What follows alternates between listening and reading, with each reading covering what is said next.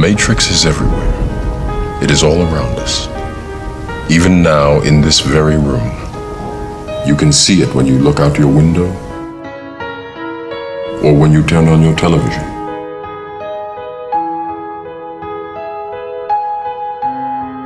You can feel it when you go to work.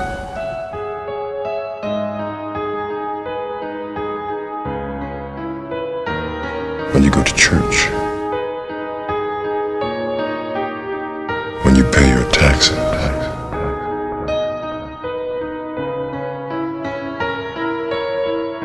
It is the world that has been pulled over your eyes to blind you from the truth. You take the blue pill, the story ends. You wake up in your bed and believe whatever you want to believe. You take the red pill, you stay in Wonderland, and I show you how deep the rabbit hole goes. Remember, all I'm offering is the truth, nothing more.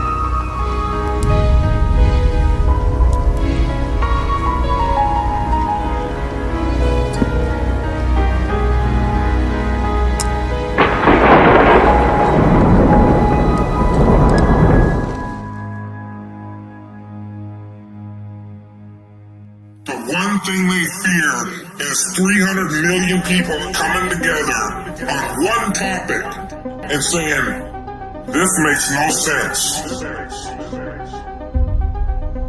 We need answers. Why is the flat earth so important?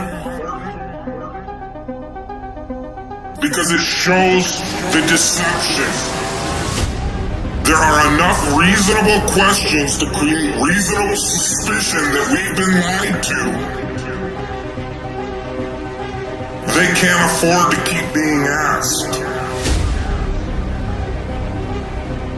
If God forbid everybody came and started demanding answers, and once they can't provide those answers, people realize they are busted. It can't be a mistake. It can't be anything but the deception and control mechanism it is. That is why they fear the flat earth. Flat earth is not a psyop. Flat earth destroys the psyop. Every psyop that's been used to control us. For as long as they've known about it. So this system has been in power and control for hundreds of years, ever since they convinced the rest of the world that they didn't know where they lived. And created this fantastical scenario to make people feel insignificant and to follow those that appear to know better. They're just better liars, deceivers, that have no conscience and will do everything and anything to everybody and anybody they can to keep that power. Because people are waking up. And no matter how much they try to suppress this flat earth movement, oh, it's gonna keep moving one way or another. You can see it. People are waking up. Their earth is indisputably not round. Is it possible that these guys are using stage magic, tricks? Look over here, look over here. And is it possible that the world that we're living in has been misdescribed? I definitely know that the world we're living in has been misdescribed to us and oversimplified, including the solar system model. It's been vastly oversimplified. It doesn't actually accord itself to the very accurate readings we can get today with our technology, right? Like they never predicted that it was going to come to this.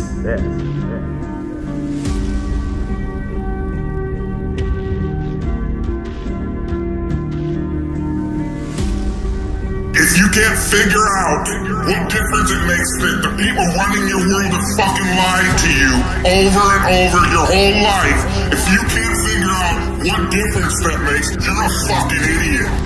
And if everybody would just come together and demand answers, they would not know what the fuck to do. Why has nobody been to the moon in such a long time? That's not an 8-year-old's question. That's my question. I want to know, but I think I know.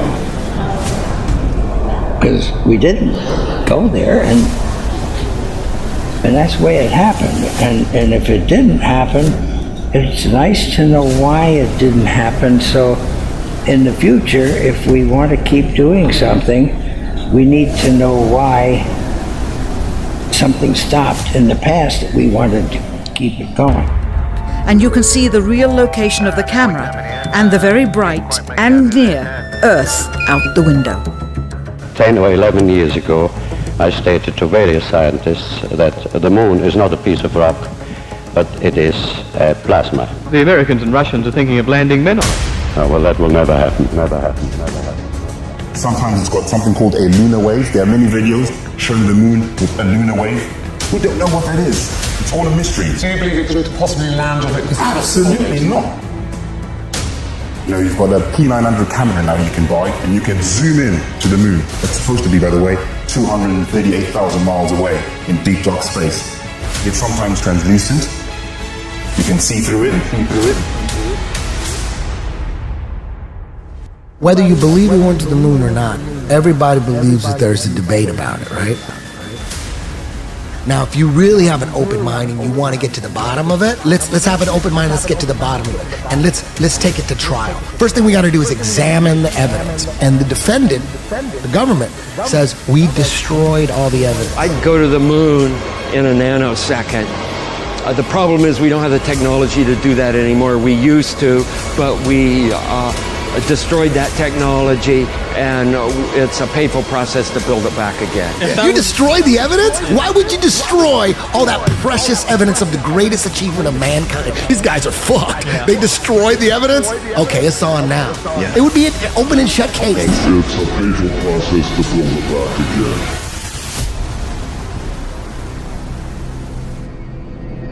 You want answers? I think I'm entitled. You want answers? I want the truth! You can't handle the truth!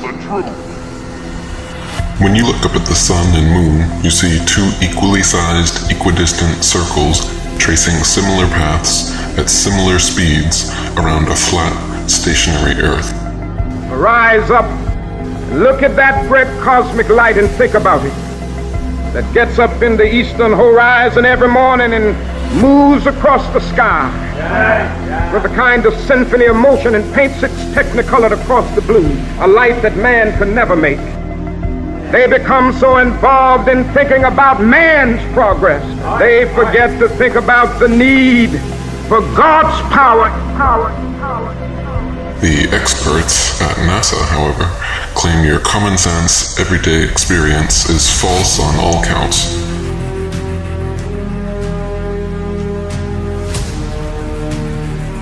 To begin with, they say the Earth is not flat, but a big ball. Not stationary, but spinning around 19 miles per second. They say the Sun does not revolve around the Earth as it appears, but Earth revolves around the Sun. And the Sun is actually 400 times larger than the Moon and 400 times farther away. That's right. You can clearly see they're the same size and distance.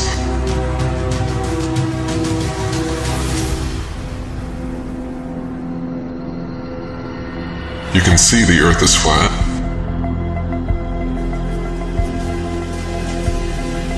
You can feel the Earth is stationary. But according to the gospel of modern astronomy, the Earth spins 1,038 miles per hour under your feet and revolves 67,108 miles per hour around the Sun. Copernicus calculated the Sun's distance from Earth to be 3,391,200 miles. The next century, Johannes Kepler decided it was actually 12,376,800 miles away. Isaac Newton once said, "It matters not whether we reckon it 28 or 54 million miles distant, for either would do just as well." How scientific. Science! Benjamin Martin calculated between 81 and 82 million miles. The Moon is actually a semi-transparent luminary and not the solid, spherical desert planet that NASA would have us believe. In fact, it is likely that both the Sun and Moon are not densely physical at all, and are simply luminous, flat disks able to pass by or through one another during eclipses. The sun and moon luminaries revolve around the Earth once every 24 hours for the sun and approximately 25 hours for the moon, illuminating like spotlights the areas over which they pass. The sun's annual journey from tropic to tropic, solstice to solstice, is what determines the length and character of days, nights, and seasons. What can be more common than the observation that, standing at one end of a long row of lampposts, those nearest to us seem to be the highest, and those farthest away the lowest. As we move along towards the opposite end of the series, those which we approach seem to get higher, and those we are leaving behind appear to gradually become lower. It is an ordinary effect of perspective for an object to appear lower and lower as the observer goes farther and farther away from it. Let anyone try the experiment. The apparently uprising surface of the Earth upon or over which it stands will converge to the angle which constitutes the vanishing point or the horizon, beyond which it will be invisible. Heliocentrists would have you believe the very opposite of what every human who has ever walked the Earth has seen with their own eyes. It is obvious to any child and sovereign-minded adult that the sun, moon, stars, and planets, every light in the sky above, revolves around the motionless Earth beneath our feet. It is also plain to see that the sun and moon are both approximately the same size and situated relatively close to Earth, not 400 times divergent and millions upon millions of miles away. To abandon your senses and everyday experience in favor of such unfounded science fiction fantasies is a fallacy of appeal to authority so extreme that it leaves the brainwashed believer impotent to trust his own natural instincts and forever thereafter chained to the fantastical explanations of astronomical charlatans.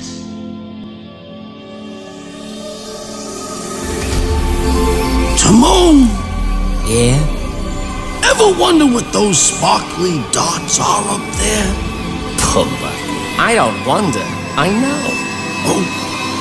What are they? They're fireflies. Fireflies that got stuck up in that big bluish black thing. Oh, gee. I always thought they were balls of gas burning billions of miles away.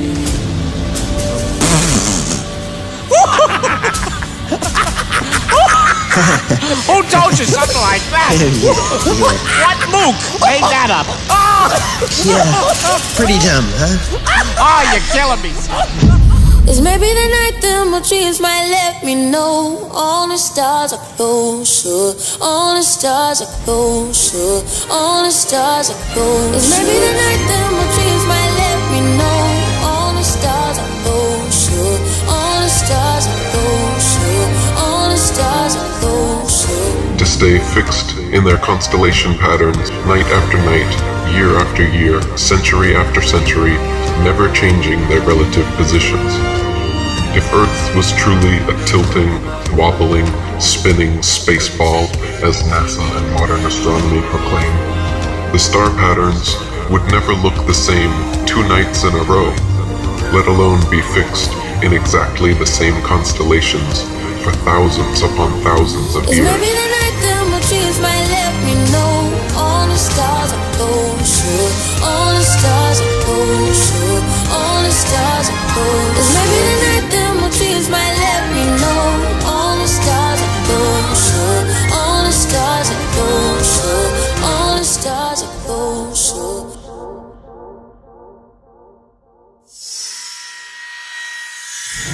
I want to talk about flat Earth. And I notice things like when you search it in a search engine, all you get is misinformation. You don't even get real critical thought on it. Well, I saw the blanket censorship, which tells me there's truth to it. It tells me that they're panicking. They're in panic mode, and they don't want us to have real tangible information. More importantly, they don't want you to think critically about it. See, we're in the information age, and this is what the tactic is. This is why Logan Paul just did a video on flat Earth. It's why Shane Dawson just did a series of videos. It's to discredit the real truth.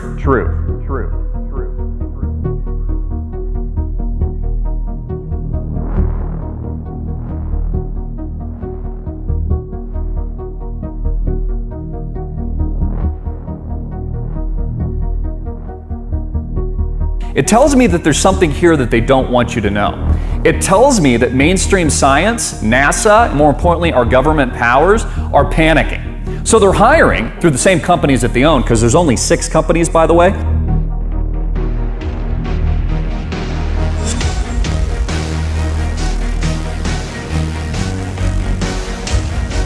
If it's a wild conspiracy theory, why do they need to discredit it? If it's a wild conspiracy theory and it isn't the truth, and no one's going to believe it because they're smart enough to think on their own, why do they need to discredit it? Why do they need, and these same people, keep in mind, Logan Paul, Disney is the parent company. I'm pretty sure he gets a check from Walt Disney. Why would they then put out these misinformation campaigns? I mean, ask yourself these logical questions. I think we know the answer, and I think we know the reason. Is it possible that we're living in that Truman Show today? We're living on the flat earth with the dome, the firmament. As we start to look around us, we start to wake up, our eyes open, maybe that third eye opens, we start to understand, wow, this isn't what I thought it was. Maybe instead of being a worthless blob of goo that came from nothing and then developing into apes that were oohing and ahhing and then eating bananas like a bunch of idiots, maybe instead of that, we actually are the center of the universe. Maybe we are special. In fact, maybe there is unbelievable evidence of creation, but the government has decided to hide that from you. Why? Why is there so much misinformation? Why is there a giant disinformation campaign going on right now when it comes to things like flat Earth? Are my eyes lying to me? Or can I trust what I'm actually seeing? But Christopher, the Earth is a globe. I was told that when I was 1 year old. They said, look, this is a globe. Isn't it interesting? It's one of the first things that you're actually taught. The Earth isn't flat, it's a globe. Even though for hundreds and hundreds, if not thousands of years, they thought that the Earth was flat. Oh, but Christopher, we have all these images of outer space that show that the Earth is a sphere. Really? Where do the images come from? NASA. Oh, you mean the same NASA that is our government, our secretive breakaway government that hasn't been back to the moon since the 1960s. That NASA? Have you ever seen it with your own eyes?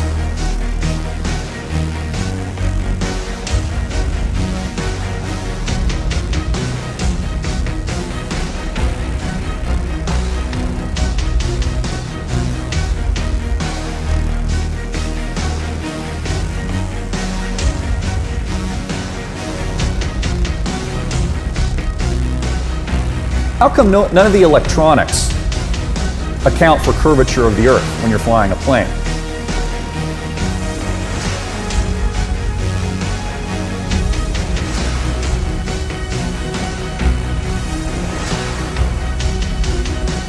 None of the engineering of bridges and train tracks, buildings, all kinds of infrastructure that goes for miles and hundreds and maybe thousands of miles, none of it accounts for, in its actual engineering blueprints, for the curvature of the Earth. I mean, if I was building a giant bridge of hundreds of miles, wouldn't I have to account for the curve? Or is it possible there's not a curve and that we've been lied to for a reason?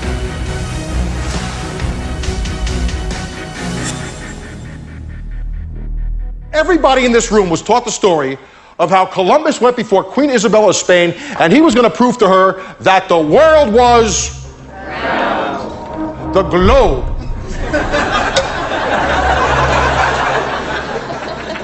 So this world is round story is 100% bullshit. It's total fiction. Yet how did our grandparents learn this? We learned this. Our grandchildren are probably going to learn this. How come? Because history is pop culture. And that dude who jumped out of a perfectly good balloon, what's his name? Felix Baumgartner, edge of space jump.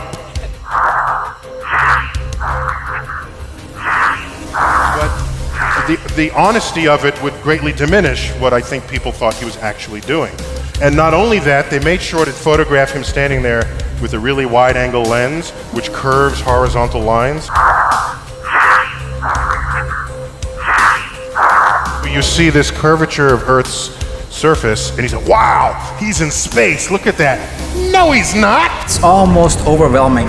When you're standing there in a pressure suit, the only thing that you hear is yourself breathing. You can see the curvature of the Earth. You can see the sky is totally black. At that height, You don't see the curvature of the Earth. You just don't. That stuff is flat. You can see the curvature of the Earth. You don't see the curvature of the Earth. You can see the curvature of the Earth. You just don't. That stuff is flat. Flat. Flat.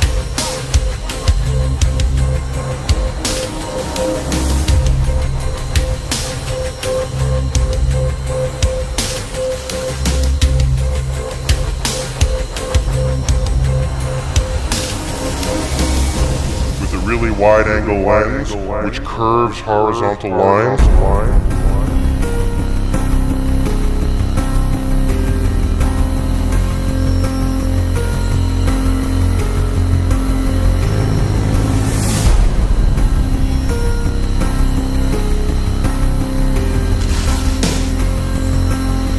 With a really wide-angle lens, which curves horizontal lines.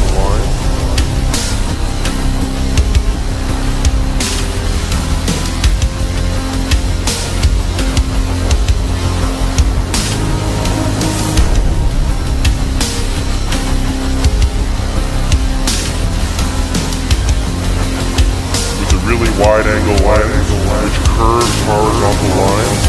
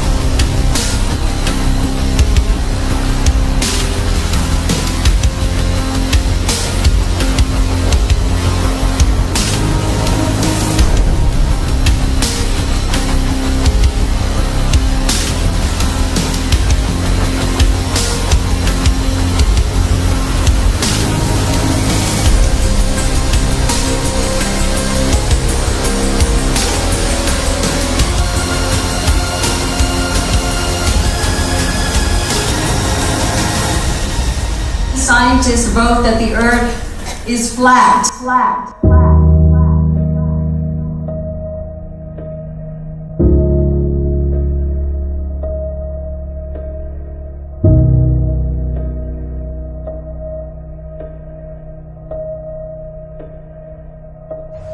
So trust your eyes and trust your experience. Trust your feeling, trust your intuition. Look out, see the horizon flat. Feel for yourself. You're not moving.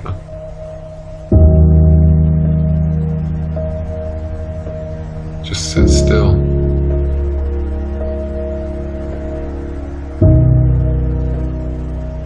Just sit still for a second.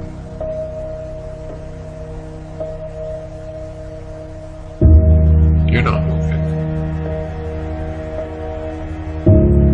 You're not spinning around an axis at 1,000 miles per hour, rotating around the sun at 67,000 miles per hour, spiraling around the galaxy at 500,000 miles per hour, and shooting off from a Big Bang at 67 million miles per hour. You're not. You're motionless. You're just sitting there. Just sit still. What does that even mean, sit still?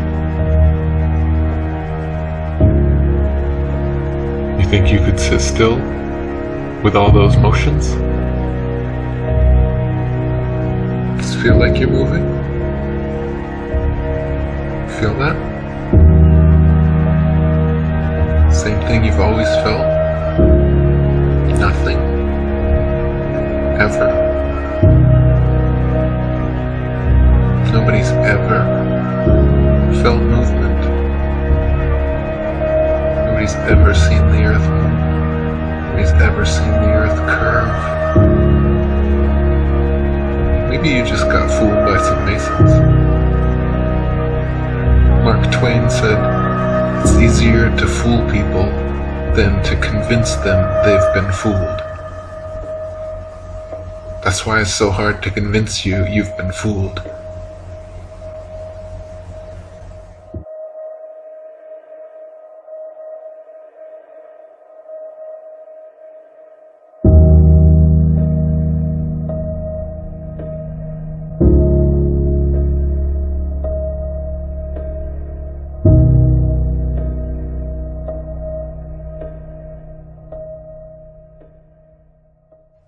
I know you're out there.